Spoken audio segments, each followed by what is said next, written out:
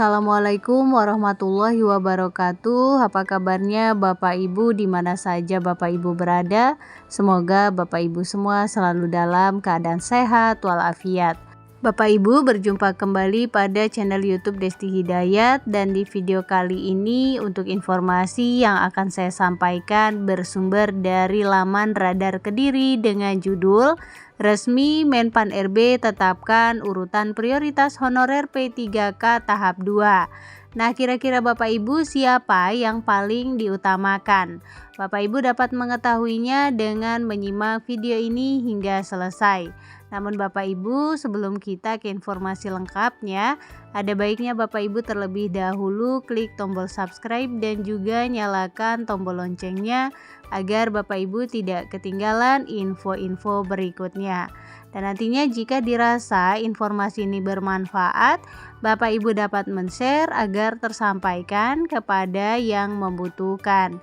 Baik Bapak Ibu, mari kita ke informasi lengkapnya. Nah Bapak Ibu, seperti yang sudah kita ketahui bahwa seleksi P3K tahap 2 tahun 2024 kini memasuki babak penting yang sangat dinanti oleh ribuan tenaga honorer di berbagai sektor.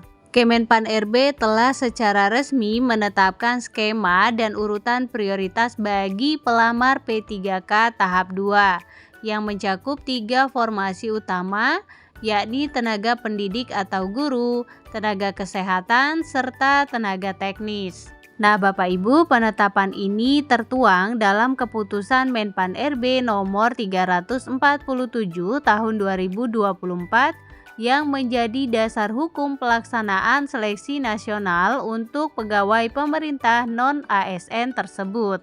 Dalam ketentuan terbaru tersebut, pemerintah menekankan bahwa seleksi tahun ini tidak hanya bertujuan untuk mengisi kekosongan formasi, melainkan juga sebagai bagian dari penyelesaian permasalahan klasik terkait status dan nasib tenaga honorer yang telah mengabdi selama bertahun-tahun. Nah, oleh karena itu, untuk menjamin keadilan dan efisiensi, Kemenpan RB menetapkan 4 kelompok utama yang mendapatkan prioritas dalam proses seleksi P3K tahap kedua ini. Kelompok pertama Bapak Ibu yang mendapatkan prioritas tertinggi adalah pelamar yang berasal dari jalur pelamar prioritas, yaitu para lulusan PPG dan D4 Bidan Pendidik tahun 2023. Mereka dinilai memiliki kompetensi yang sesuai dengan kebutuhan di lapangan, terutama untuk menjawab tantangan kekurangan guru bersertifikat dan tenaga kesehatan terlatih di berbagai wilayah pelosok. Pemerintah ingin memastikan bahwa para lulusan ini segera mendapatkan tempat di dunia kerja sesuai dengan bidang keilmuannya. Nah, yang kedua Bapak Ibu, prioritas kedua diberikan kepada ex tenaga honorer kategori 2 atau THK 2. Nah, mereka ini Bapak Ibu adalah yang telah tercatat dalam basis data BKN sejak lama dan belum diangkat menjadi ASN maupun P3K hingga saat ini. Kelompok ini seringkali menjadi sorotan karena telah mengabdi puluhan tahun tanpa kejelasan status. Dalam kebijakan ini, mereka mendapatkan peluang untuk mengikuti seleksi dengan mekanisme berbeda, di mana sebagian besar hanya diwajibkan mengikuti seleksi kompetensi bidang tanpa harus melalui seleksi kompetensi dasar. Sementara itu Bapak Ibu, kelompok ketiga yang juga mendapatkan kesempatan besar adalah tenaga non-ASN yang masih aktif bekerja di instansi pemerintahan dan telah terdaftar secara sah dalam database BKN. Nah Bapak Ibu, mereka dinilai layak untuk diprioritaskan karena kontribusi aktif mereka dalam menjalankan roda administrasi pemerintahan meskipun tidak berstatus sebagai aparatur tetap.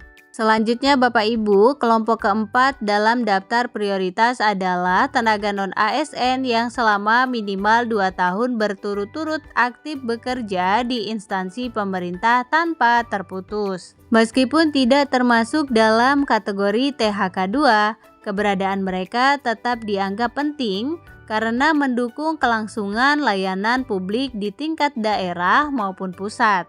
Keputusan ini disambut baik oleh banyak pihak, khususnya kalangan tenaga honorer yang telah lama menantikan kejelasan status mereka. Menpad RB Rini Widiantini dalam berbagai kesempatan menyatakan bahwa seleksi P3K 2024 merupakan bagian dari komitmen pemerintah untuk menata kembali sistem kepegawaian negara secara adil, proporsional, dan berbasis kompetensi. Ia menegaskan bahwa pemerintah pusat terus mendorong percepatan pengangkatan tenaga honorer sesuai dengan kebutuhan real di lapangan. Nah, dengan adanya penetapan urutan prioritas ini, para pelamar dihimbau untuk segera melengkapi persyaratan administrasi dan mengikuti perkembangan informasi dari instansi masing-masing. Persiapan yang matang baik dari sisi dokumen maupun kompetensi teknis sangat diperlukan agar pelamar dapat bersaing secara optimal di tengah ketatnya seleksi nasional. Nah, Bapak Ibu, demikian tadi informasi yang dapat saya sampaikan. Semoga mudah dipahami, menjadi wawasan dan juga bermanfaat. Jangan lupa Bapak Ibu untuk share video ini agar tersampaikan kepada yang membutuhkan.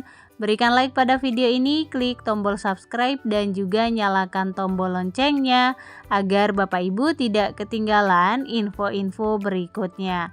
Terima kasih Bapak Ibu, salam sukses, salam sehat selalu. Assalamualaikum warahmatullahi wabarakatuh.